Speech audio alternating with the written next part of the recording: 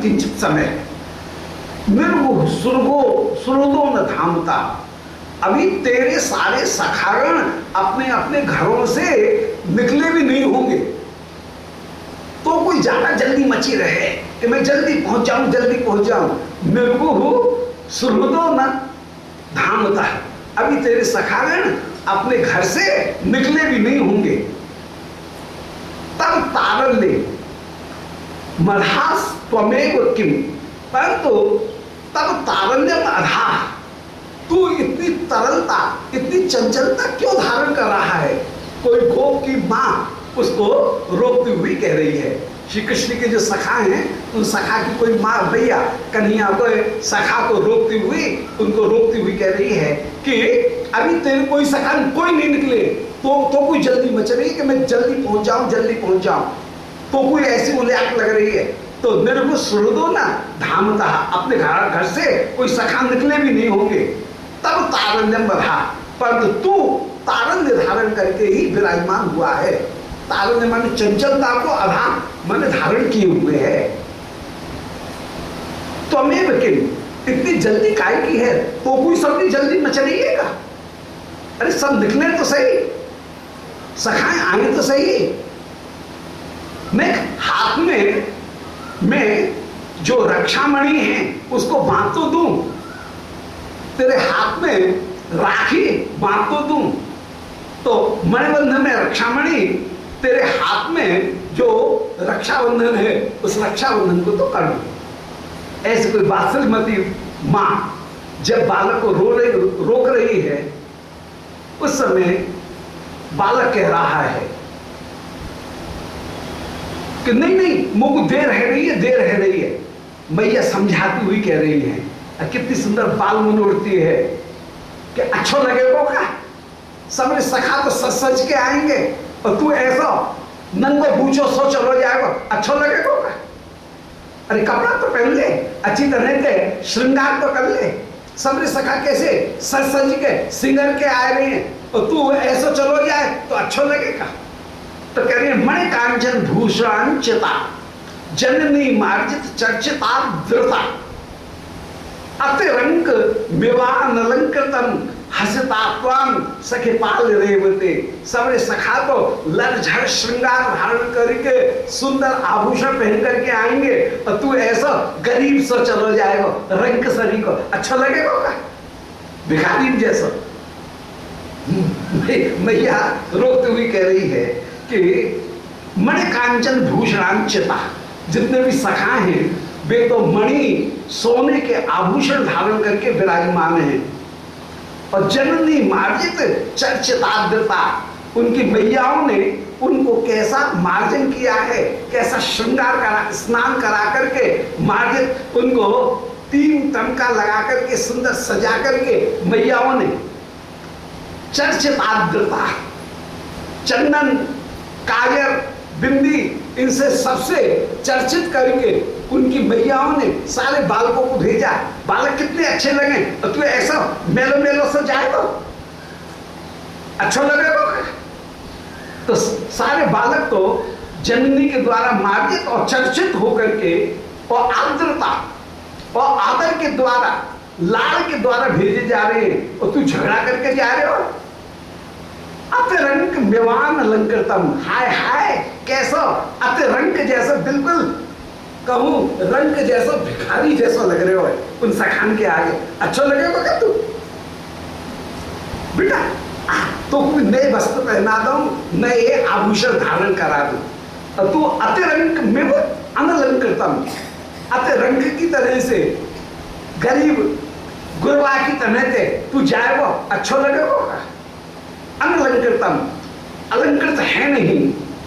हंसता त्वाम सखे पाल रेवते, बे सखाकर कैसी तेरी हंसी करेंगे, तो अपने सखान के संग में तेरी हंसी होगी। रुक जा श्रृंगार तो कर लूं तेरे को, ऐसा कहकर के माँ बालक को उस समय सजा रही है कि आह ये बालक कैसे अच्छे लग रहे हैं, कैसे बिल्कुल चंदा जैसे लग रहे हैं, और तू कैसे भरोसा लग रहे हो, आप तेरा श्रृंगार कर दो। इत मात्र कटोप लाल नादी, ऐसे मैया जो है वो बालक का उपलालन करते हुए विराजमान है, लाल लड़ाते हुए विराजमान है। इति मात्र कृतोपलालना दे अभी ते बंधन मिथ्य मनसतो। मां ऐसे उपलालन करती हुई विराजमान हो रही है, श्रृंगार करती हुई विराजमान है, परंतु मां के उस श्रृंगार को ये बालक नहीं मान रहे हैं और मां से छूट छूट करके, मां से हाथ छुड़ा छुड़ा करके ये भाग रहे हैं। अपिते बंधनम इति अमंसतो। और ये मां के उस स्नेह को, मां के उस श्रृंगार को बंधनम इति अमंसतो, ये तो बंधन है ऐसा मान रहे हैं। तो वे बालक वो लालना बंधन इति अमन्यतो, मां के लाल को बंधन करके ही मान रहे हैं। कृष्ण प्रेम में ऐसे मतवाले हैं, ऐसे बावरे हो रहे हैं, आकर्षित हैं कि मां के द्वारा किए गए लाल को भी ये स्वीकार नहीं कर रहे हैं। तो इति मात्र कृतोपलालनाद्यपि ते बंधनम इति, मां के द्वारा जो लालना की जा रही है उस लालना को, लाल को भी बंधनम इति, ये तो बंधन है ऐसा भी मानते हुए विराजमान हो रहे हैं। इति अमंसतो, ऐसा उन्होंने माना। और विशिखा ऋतुमात्र शंकिता, विशिखा माने आसपास की गली में तनिक सी भी आवाज हो तो दौड़ करके जाएं, गवाक्ष में से, झरोखा में से झांक करके देखें कि कहीं गैया आ तो नहीं गई, कन्हैया तो नहीं आ गया। ऐसे विशिखा रुत, अब गली में कोई सामान्य कैसी भी आवाज हो रही है, कोई यूं ही आ जा रहा है और उसको भी देख करके कन्हैया आ गया, कन्हैया आ गया ऐसा कहते हुए विशिखा मन गली में, रुत माने आवाज मात्र को सुन करके शंकिता, ये शंकित हो रहे हैं। और स्वसखांति आगम विक्लवे क्षण, अपने सखा के अंति माने निकट, स्वसखांति अपने सखा के निकट, आगम विक्लवे क्षण, जल्दी से हम पहुंच जाएं, अपने सखा के पास में पहुंच जाएं, ये विचार करके ये विक्लवे क्षण, इनकी इंद्रियां, इनके नयन, ईक्षण माने नयन, अत्यंत अत्यंत व्याकुल हो रहे हैं स्वसखा के, अपने कृष्ण सखा के पास में जल्दी से पहुंचने के लिए। तो स्वसखा अंति आगम, अपने सखा के पास में हम पहुंच जाएं, इसके लिए विक्लवे क्षण, इनकी आंखें अत्यंत अत्यंत व्याकुल हो रही हैं। तो इति मात्र प्रकोप लालनादि, इस प्रकार मां के द्वारा की गई जो लालन माने लाल चाप, उसको भी ते बंधनम इति, ये तो आफत है, बंधन है ऐसा कहकर के, ऐसा अमनसत्व मानते हुए विराजमान हो रहे हैं। और विषाद मात्र शंकिता, गली में जरा सी भी कोई हलचल हो, जरा सी भी आवाज हो तो दौड़ करके गली की ओर जाएं, झांक करके देखें कि कन्हैया तो नहीं आ गया। ऐसे गली में केवल ऋतुमात्र उसका दर्शन करके शंकित हो रहे हैं। स्वसखा अंति आगम विक्लवी क्षण, अपने सखा के निकट पहुंचने के लिए ये विक्लव नेत्र वाले हो रहे हैं, व्याकुल नेत्र वाले हो रहे हैं। सखा चार प्रकार के, श्री राम, बसराम, तो मधुमंगल, ये सारे सखा चार प्रकार के। कोई है सखा जो कि कृष्ण के समवयस्क हैं, कोई है कृष्ण से थोड़ी अवस्था में छोटे और इनकी सेवा में ज्यादा प्रवृत्ति है, वे हैं प्रिय सखा, दास्य गंधी, जिनमें सख्य प्रीति विराजमान। तीसरे जो सखा हैं वे कन्हैया से अवस्था में थोड़े बड़े हैं, उनका नाम है सुरत सखा, जैसे बलदाऊ जी, श्रीराम, बसराम, ये कुछ बड़े होकर के विराजमान है। नहीं, श्री बलभद्र, मणिभद्र, सुभद्र, ये कृष्ण से कुछ बड़े होकर के विराजमान, इनके नाम भी भद्र से है, इनके नाम के आगे पीछे भद्र शब्द लगा हुआ है। ये अवस्था में कृष्ण से थोड़े बड़े और इनकी कृष्ण के प्रति वात्सल्य गंधी प्रीति है।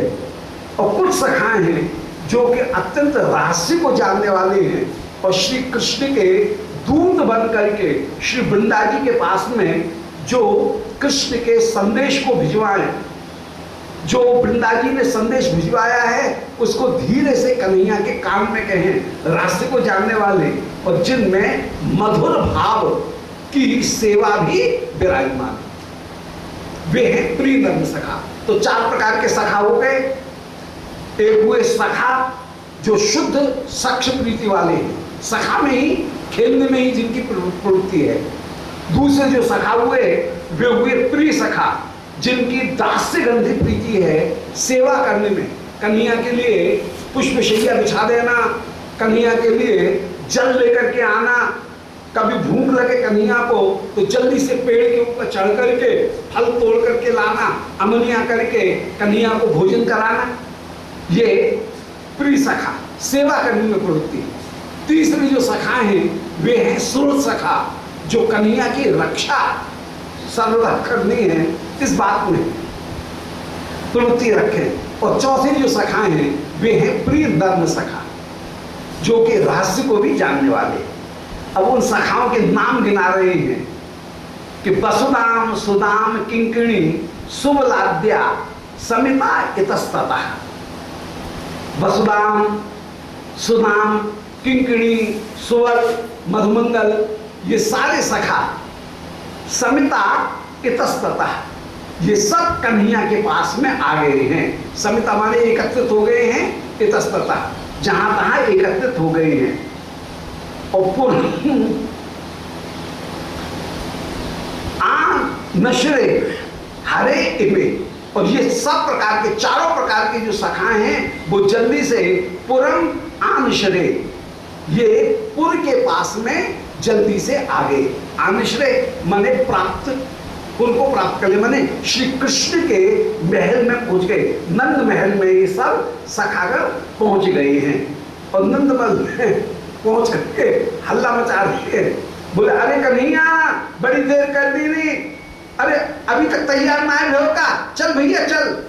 ऐसे नंद भवन के आंगन में जाकर के ये सारे सखा कन्हैया को बुला रहे हैं, तेल दे रहे हैं। तो पुरम आनशरे हरे इमे, श्री हरि के पुर में माने महल में जाकर के ये आनशरे माने प्राप्त हो गए हैं, वहां पर एकत्रित हो गए।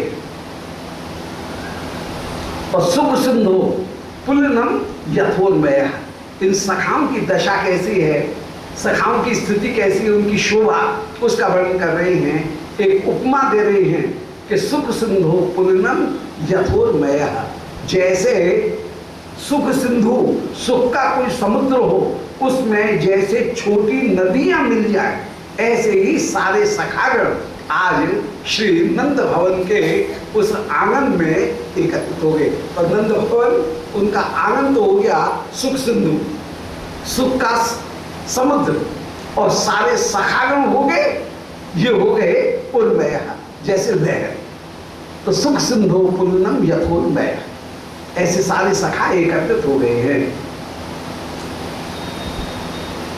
अथ कश्चन गोप आगतो अवदत उच्चई श्रुतेद मर्भका सगवाम भवनेश्वस्थितो गुर्जराजो यदि हाथ दिदेश वह।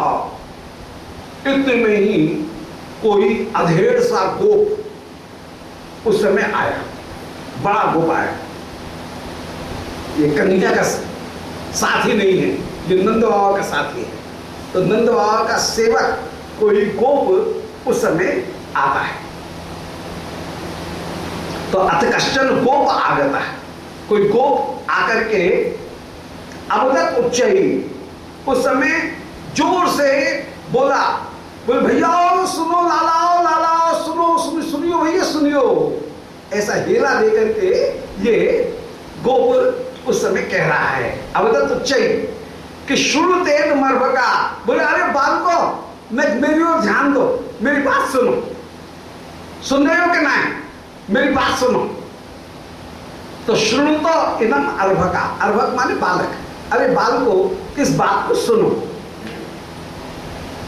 सगवाम भवनेषु अवस्थितो ब्रजराजो, बोले इस समय स्वयं श्री ब्रजराज नंद बाबा आप गैयाओं के गौशाला में पहुंचने वाले हैं।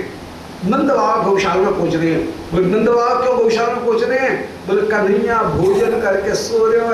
अरे बाला के सौना, आज गैया मैं चराए आऊंगा। ऐसा विचार करके ये बाबा का स्नेह की अधिकता इसमें दिखा रहे हैं कि स गवाम भवनेशु अवस्थिता, स माने वे श्री नंद स्वयं आज गवाम भवनेशु गैयाओं के भवन में गौशाला में अवस्थिता पहुंचने वाले हैं। ब्रजराज और उन ब्रजराज ने यद इह आदेश वह तुम सबको आदेश प्रदान किया। श्री ब्रजराज स्वयं नंद बाबा की तो गैया चराने की पुरानी आदत है। जब कन्हैया छोटे, बाबा मन में विचार करे, बोल भाई हमारो लाला अभी छोटो है, रामकृष्ण दोनों बालक छोटे हैं। जिनके बालक बड़े होंगे वे तो अपने बालकन को भेज सके, कोई संभालने वालों है ना है, क्या करें? अभी बालक छोटे हैं, उनके ऊपर कैसे इतना भार डालना है? अब तो हमको ही गैया चराई में जाना पड़ेगा। सब बाबा मन में ऐसा विचार करते हुए और नित्य गैया चराने के लिए जाए। अब बाबा का गैया चराएंगे? बाबा तो ब्रजराज है, पर ग्वालियर के राजा है, तो अपना काम तो हम करेंगे, गैया चराने जाएंगे। बाबा बड़े उल्लास के साथ में उस समय गैया चराने जाएं और मनी ऊपर से कह रहे यूं, भीतर तो बड़ा उल्लास, गैया चराने की आदत है, स्वभाव है, और ऊपर से कहीं दिखाते हुए कि हाय हमारा लाला छोटो है, अब बड़े इनके और उनके बालक तो बड़े होंगे, वे तो जा सके, परंतु अभी रामकृष्ण दोनों के दोनों छोटे हैं, ये गैया चराई में कैसे जाएंगे? हाय हम कोई इतने बड़े होंगे परंतु खटनो पड़े, अभी भी हमको गैया चराई में जाना पड़े। और जब बाबा कहें कि हाय हमको खटनो पड़े, हमको गैया चराई में जाना पड़े, तो जितने भी और ब्रजवासी जिनके बालक भले बड़े हो गए हैं वे भी कहें, बोल बाबा सबके बालक छोटे ही हैं, कौन सी बड़ी बात है ऐसी? अब यदि तू गैया चराई में तय जाएगा तो हम भी गैया चराई में तय जाएंगे। तो जिनके बालक समर्थ हैं वे भी अपने बालकों के ऊपर गोचारण का कार्य नहीं दे रहे हैं, सारे बूढ़े बूढ़े गोप जाएं। अब बाबा जाएंगे, राजा हैं, तो बाबा के संग में पहले मसनद जा रही है और गद्दा जा रही है और बड़ा पंखा जा रहा है, और वहाँ पे बड़ी सुंदर, जहाँ पे गैयाओं का रामन, वहाँ पे पहले से ही सुंदर चौबारे बने हुए हैं। उन चौबारे में झाड़ पहुँच करके, छिड़काव होकर के गद्दा लग गए, गोल तकिया लग गए, पानी के घड़ा भर के रख दिए गए हैं। बाबा आए, आनंद से बैठे हैं, सारे सखा बाबा के चारों ओर घेर रहे हैं, सखाएं साहब गैया चला रहे हैं। बाबा बैठे बैठे वहां पर ही सखाओं के साथ में नौकंकड़ी खेल रहे हैं, ग्वालियर का खेल, और नौकंकड़ी खेलते हुए, चौपड़ खेलते हुए बाबा विराजमान। ग्वालियर के लिए इष्ट कौन? बोले गैया। दूर से देख के बोले भैया देखियो आपके ओसर अभी 3 महीना लगेंगे या ब्याह में गैया की चर्चा।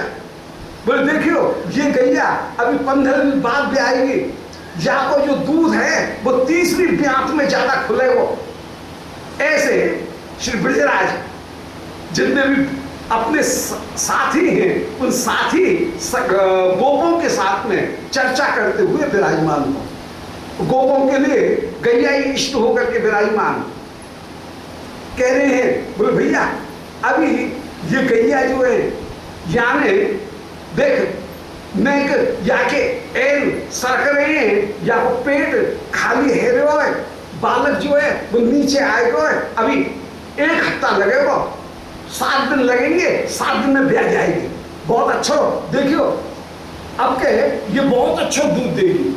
ऐसे बाबा गैयाओं की चर्चा करते हुए ही आनंद पूर्वक श्री गोष्ठ में आप विराजमान हो। अब सेवक लग रहे हैं, बाबा के पंखा भी कर रहे हैं, कभी जल जरूरत पड़े तो उस समय गरुआ में भर के बाबा को जल दे, कोई भोजन की इच्छा हो बाबा के लिए दौड़ करके जाए, सुंदर सुंदर सामग्री उनको लेकर के आए। अब बाबा कहते हैं गैया चराने का केवल खेल है, नींद भाव को गैया चराने के लिए कोई सेवकों की कमी है क्या?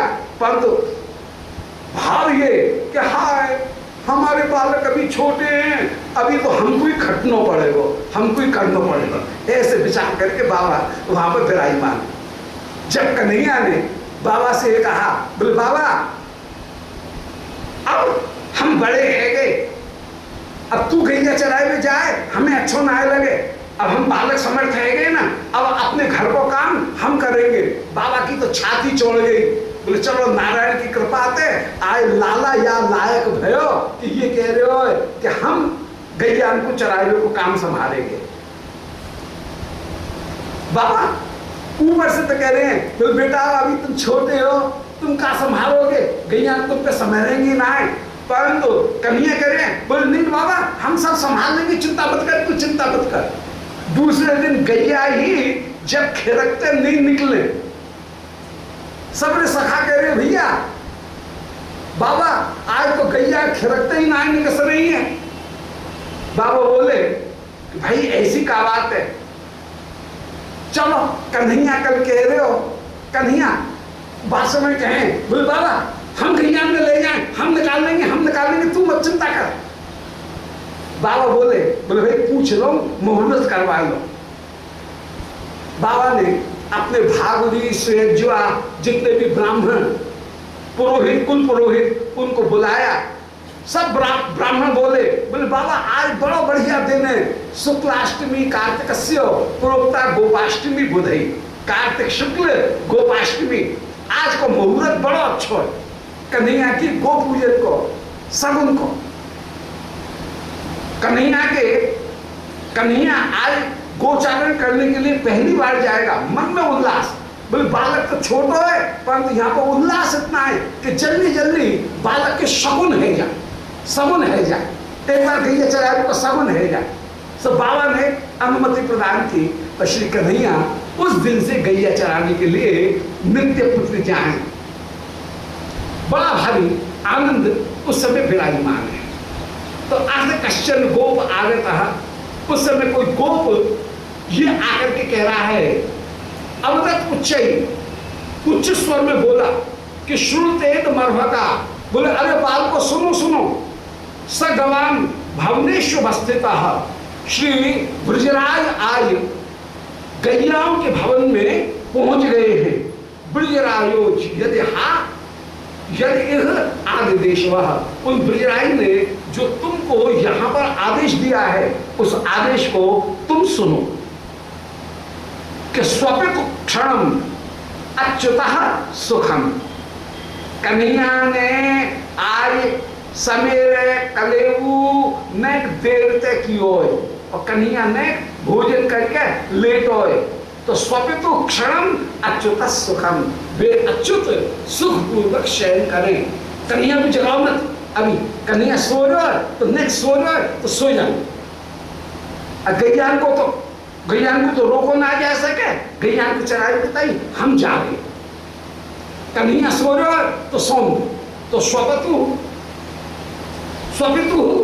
क्षणम अच्युत सुखम, वो अच्युत कहकर के कितना प्रेम के रूप गुण माधुर्य लीला विदग्धता इनमें जिसमें नैक भी कमी नहीं है, तभी भी च्युति नहीं है, कमी नहीं है, वे सर्वगुण संपन्न मेरा लाला स्वपतु शयन कर रहा है तो उसको शयन करने दो।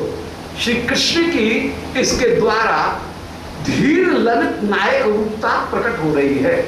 धीर ललित नायक का लक्षण निरूपण किया कि विलब्धो नवतारुण्य परिहास विशारद निश्चिंतो धीर ललिता स्यात् प्रायः प्रेयसी वशा, जो प्रेयसी के वशीभूत होकर के हो और निश्चिंत हो, ये निश्चिंत धीर ललित, निश्चिंतता ये धीर ललित नायक का विशेष गुण है। ब्रज के राज्य को काम को संभालने वाले सब हैं तो सही बाबा, कन्हैया के ऊपर कोई भार नहीं है, कोई जिम्मेदारी नहीं है। इच्छा हो तो गैया चराने जाओ, इच्छा नहीं हो तो मत जाओ, सो रहे हो तो बाबा स्वयं आग्रह करें, बोले कन्हैया सो रहे हो तो सौन दो, बाबा हैरान होने की जरूरत ना। तो स्वपित हो क्षण अच्युत सुखम, कन्हैया सो रहा है तो सुखपूर्वक कन्हैया को सोने दो। न भगवत में ही प्रसवम प्रबोध्यता, ज्यादा हल्ला मत करो रे तुम लोग, प्रसवम बलपूर्वक कन्हैया को जगाओ मत, जोरे उसे मत बोलो, कन्हैया सो रहा है तो अभी सोने दो। अधनाद्य मैं मोचिता धवलावली, अभी मैं इन गैयाओं को अभी खोलता हूं। तो अधुना अद्य मैं मोचिता, इन गैयाओं को मैं अभी खोलूं, बस खिरक जो है उनके द्वार को खोलना है, सो ही नैऋत्य की ओर गैयाओं के झुंड एक साथ निकलेंगे। श्री बाबा ने गोष्ठी की जो रचना की है, वो गोष्ठी की रचना इस प्रकार से की है कि वृंदावन के तीन ओर तो यमुना जी हैं, तो वहां पर गैयाओं के गोष्ठ को निकलने की विशेष रास्ता नहीं है, तो गैया एकदम एक साथ हैं, इसे फिर करके फिर गैयाएं यमुना जी के पुलिन पे आएंगी। पूर्व, पश्चिम और उत्तर तीन ओर यमुना जी से घिरा हुआ श्री वृंदावन। आजकल भी वृंदावन की जो स्थिति है उसको ये देखें तो वृंदावन तीन ओर से यमुना जी से घिरा हुआ है। केवल नैऋत्य कोण का छठीकरा की तरफ का जो हिस्सा है वो वृंदावन का केवल खुला हुआ है, गोवर्धन का हिस्सा। नैऋत्य कोण जो है वो खुला हुआ है। दक्षिण की ओर मुख रखते नहीं है, इसलिए बाबा ने दक्षिण को बचा करके गौशाला का मुख नैऋत्य की ओर रखा। उत्तर की ओर मुख करने पर ठंडी हवा का प्रकोप रहता है, इसलिए उत्तर की ओर मुख किया नहीं जाएगा। पश्चिम की ओर मुख रखने पर कहीं रोग गैयाओं में आ जाता है, इसलिए पश्चिम की ओर भी मुख नहीं रखेंगे। पूर्व की ओर विशेष रूप से यमुना निकट है, इसलिए वहां पर गोष्ठ का मुख रहेगा नहीं।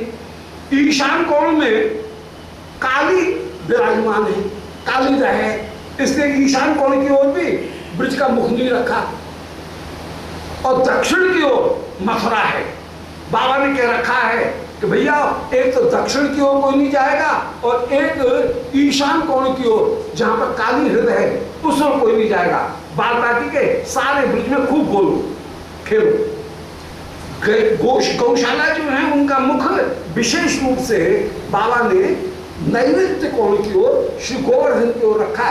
ब्रजवासीगण प्रातः काल ही उठते ही जैसे गैया चले वैसे सामने गिरिराज बाबा का दर्शन हो, गिरिराज महाराज की जय, सब गिरिराज जी का दर्शन हो, इष्ट दर्शन हो। इसलिए नैऋत्य की ओर मुख करके सब ब्रजवासी गोष्ठ को बना करके विराजमान है। तो ऐसे गोष्ठ की अपूर्व रचना विराजमान, जहां पर परम सुंदर बिटोरा उनकी शोभा हो रही है। गोबर के भूस के सुंदर जो बुर्जा हैं उनको कहते हैं बिटोरा। तो बिटोरा की जहां पर अपूर्व शोभा हो रही है, जहां पर बछड़ा अपूर्व रूप से उत्कूर्दन करते हुए, उछल कूद करते हुए विराजमान। बछड़ाओं की जो बाड़ा हैं वो अलग हैं, गैयाओं के बाड़े अलग हैं। जब बछड़ाओं की खिड़की खोली जाए सो बछड़ाओं के झुंड निकले, सब बछड़ा सूंघ सूंघ करके अपनी मैया के पास में अपने आप पहुंच जाए। सारी गैयाएं भी अपने अपने बछड़ों को दूध पिवाती हुई सूंघ करके अपने आप विराजमान है। श्री बाबा कह रहे हैं कि अधुनई नाट्य मैं मोचिता धवलावली, आज मैंने धवलावली माने श्वेत जो गैया है उन गैयाओं को अभी मैंने खोलता हूं, मैंने अभी खोला है। विलंब काल्यता, उस समय विलंब जो है वो विलंब अब देख रहे हो, विलंब काल्यता, अब विलंब नहीं होना चाहिए, मैं अभी आ रहा हूं। तो श्री बाबा ने ये आदेश दिया है कि स्वपितु क्षण अच्युत सुखम, अच्युत सुखपूर्वक शयन करें न भगवत प्रसवम प्रबोध्यताम, आप कन्हैया को कच्ची नींद में जगाओ मत। अधुनात्य मई मोचिता धवलावली, मैंने गैयाओं की पंक्ति को, धवला माने गैया, उनकी अवली माने पंक्ति, गैयाओं की पंक्ति को मैंने अभी ही मोचिता, अभी खोलने वाला हूं, विलंब काल लेता हूं। उस समय विलंब जो है, उस विलंब को तुम देख रहे हो तो विलंब चाल लेता हूं। थोड़ा विलंब हो रहा है, कोई बात नहीं, विलंब काल लेता हूं, विलंब को भी देख लो, देख लो। ऐसा कहकर के बाबा ने ये आदेश दिया है ब्रजराज ने। इतते श्रुतवंत एव गो सदनान्येव मुदा प्रतस्फिरे। ऐसे जैसे ही नंद बाबा के आदेश को प्राप्त किया, सब ने सखा बोले अरे चल चल चल, कन्हैया मत जगा, कन्हैया मत जगा। देखिए सुख की कितनी सेवा प्रवृत्ति, कितनी